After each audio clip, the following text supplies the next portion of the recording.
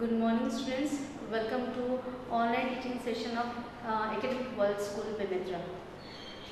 In our last session we have already done our story writing, and earlier to that we have done our letters, all 4 letters: editorial letter, complaint letter, inquiry letter and our placing order letter. Article writing is done, story writing, second part of the story. Not exactly second part, but I will just again revise the story part again. Okay, in different way. As you all know, you will be given 2 kinds of inputs. One is input, one is the beginning. If a beginning is there, you have a scope to carry the story or to take the story in whichever way you want to. You can make the story, we can say suspense stories, thriller story, humorous story, any kind of story you can make. If inputs are given there, you have to develop the input. You have to develop a story with the help of inputs. You cannot just write your own. You have to be, your story has to be based on those hints only. Okay. Now, again we will go back to the story.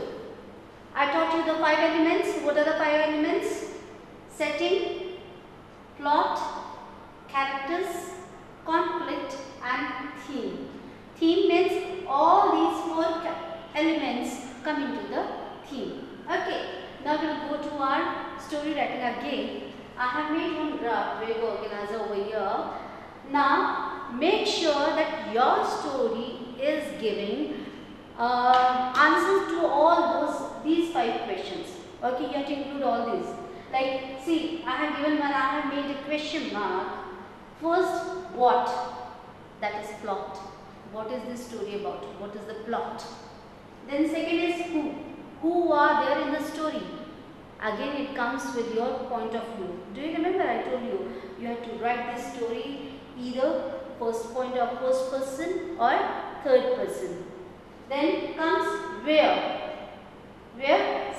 setting again, and where the story happened, where the story took place, and when the story took place. If you want the readers to immerse in your story, you have to use the situation like dusk or night, midnight or dawn. When it's, if you are thinking about suspenseful, because obviously those are the stories which actually allow readers to get immersed. But of course you can write a humorous story if you have the talent of writing a humorous story. But to bring humor in the story, you have to use the words. Okay, you have to use those kind of words so you can make the readers to laugh. Then come how. How is conflict, how the things happen, what happened in the story. So, what is the plot? Who are the characters? Where and when? Setting, and how is the conflict? These all 5 questions should be answering in your story. Then your story is complete, can be called as complete one. Now, I have given you how to develop this story. It happens this way. Even if you are writing a humorous story, there has to be something, some basic situation is there. A basic situation is there, a flat line. Then the situation arises, some complications. Complication is already there, and then new problems, you can say, new problems rise there. Okay, so complications go. And then there come the suspense or climax in the story. Any kind of, you have to make that climax. Then that point you have to make with a very suspenseful event, something happened. And after this you have solved the problem, that is resolution, the end of this story. Story ended over here. Okay. Make sure as your word limit is only 150 to 200 words. Very limited words are there, so you have to cover all these things. You have to make the story in this way, in this word limit, so you have to be very careful. So that's why I am asking you, last time also I asked you to use fewer characters. So you have to, you can control them. You know who is who and what is who. You can describe them. One more thing, you should not use so much or so many descriptive words for them, so many adjectives for characters. Take 1, 2, 3 characters, and maximum 2 or 3 are enough, not more than that. And then you start developing your story. Okay, all these 5 points, all these 5 elements are included in your story. And your first person and second person, we can say as point of view is also very important, as you will be the writer. So you have to decide which point of view you want to take, whether you want to write it as a first person. So as a first person, it has to be, you have to include yourself as one of the characters.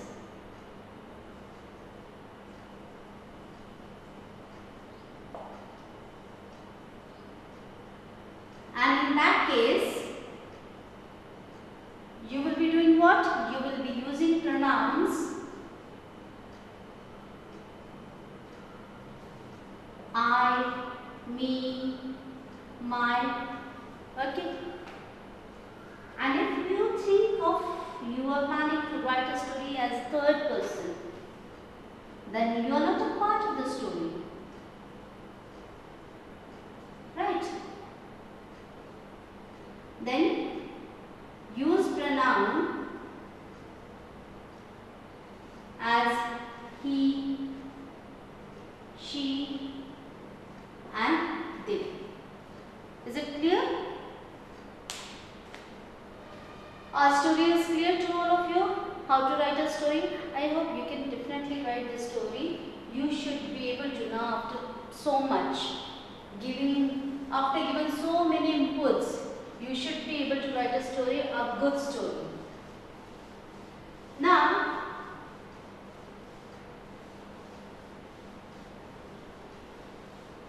we'll be doing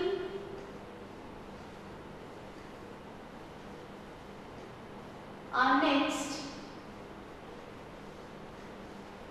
reading comprehension.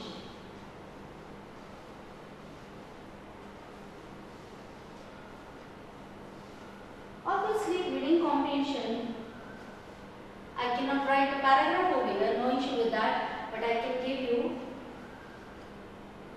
the tips which I have made for you to solve the passages. Section A carries 2 paragraphs or 2 passages. First passage is question number 1, first passage of 300 to 350 words. Okay, this is called as factual passage of 8 marks. Each question carry 1 mark. Very short type answer questions.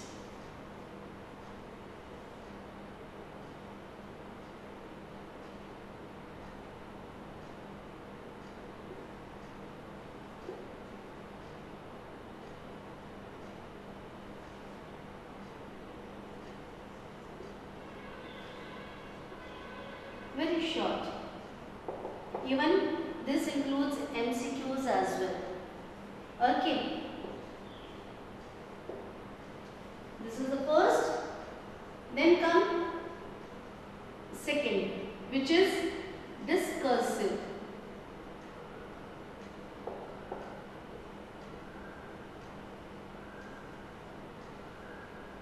The word limit is in this, in the passage, obviously. And marks, 12 marks. There is scoring. Okay. Now here we get 4 questions which carry 2 marks each. They are also short answers, but not too short like this. No. and the answers are given in different places. You have to compile those things in one answer and write there over here. Okay, and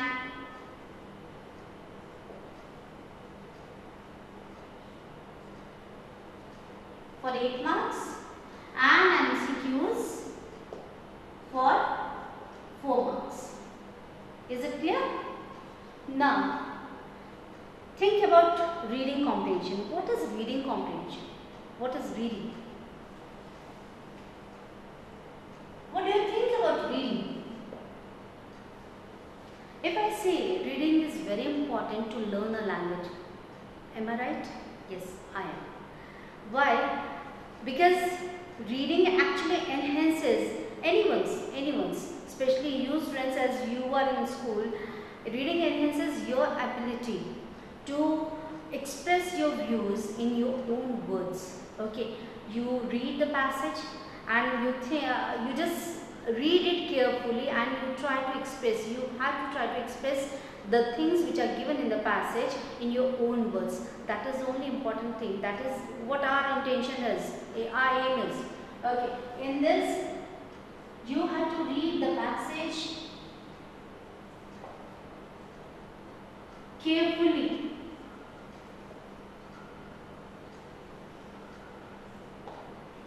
I know some of you do what, they simply read out the question, try to find out the words given in the question and try to find out, locate those words in the passage, and then they think this is the answer and they simply copy it. No, it does not work that way. You have to read the passage. How much time does it take? 7 to 8 minutes only. As you are in 10th standard, obviously it should not take more than that. You can do it, because even 1 mark is very important for you. Losing 1 or 2 marks is very, see, it could be very fatal. Okay, so after reading the passage carefully, identify the keywords. What keywords are given there?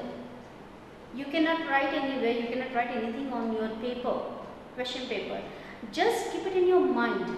Note where the keywords are, which keywords are. After reading it, just ask yourself what this whole passage about. And then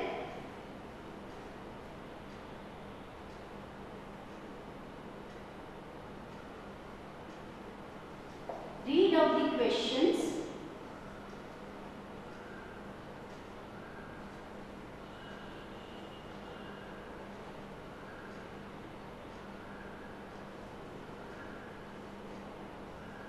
point out the words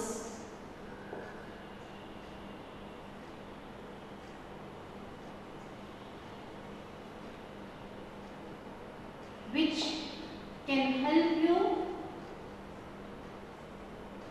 in locating answer. Read the question carefully and see which words are there which can help you in locating the answer. Okay. Next, vocabulary.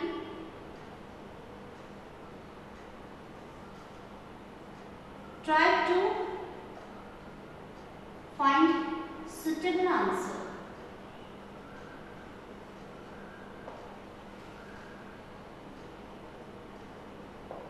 If you cannot find the appropriate, at least try to find suitable one. Okay, and then tense. We all know our passage, any language, revolves around tense. Your question paper, obviously. The question paper, you have to read out the questions, what the question, which tense the question carry. If it is in past tense, make sure that your answer should be in past tense only. If it is in present tense, then you have to give the answer in present tense only. You cannot use your own answer for that. You cannot use your own tense for that. Okay, tense. 6, which we have sometimes observed, that make sure you are not giving any information which is not given in the passage. Why you are giving it? Avoid information out of the passage.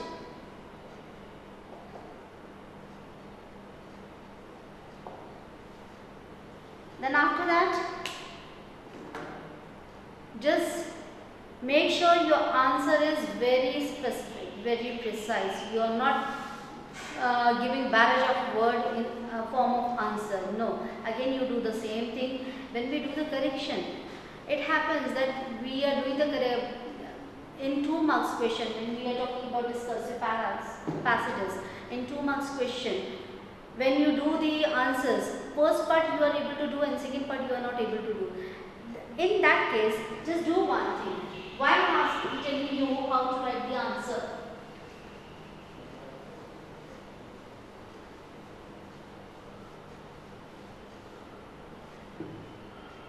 They have asked you who for something who.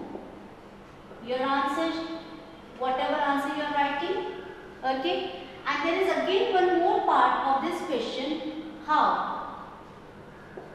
Then make sure your who answer is complete, leave one line space and then write the answer for how. Your answer for question number 1 is done. In the same way, you can solve all these short answer in the passage 2. Okay, in this way you will solve one of your problems which you are always finding it very confusing how to write the answers. In this way you will be able to write the answer in a proper way. You know where you have to stop because each part carries 1 mark only. You cannot go beyond that. Word limit is 30 to 40 words and then sometimes you write a passage sort of thing, a paragraph or something. Is it clear to all of you?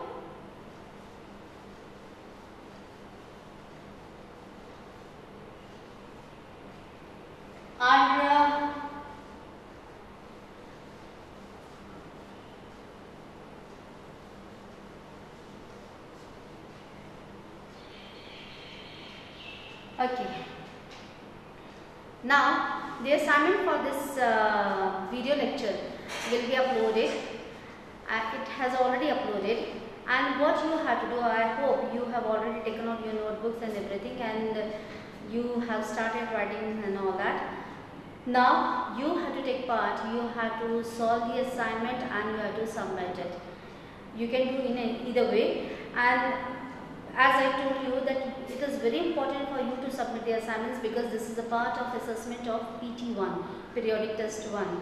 That's why we are continuously asking you to submit the assignments, and I hope I'm going to I'm getting assignments from you as early as possible.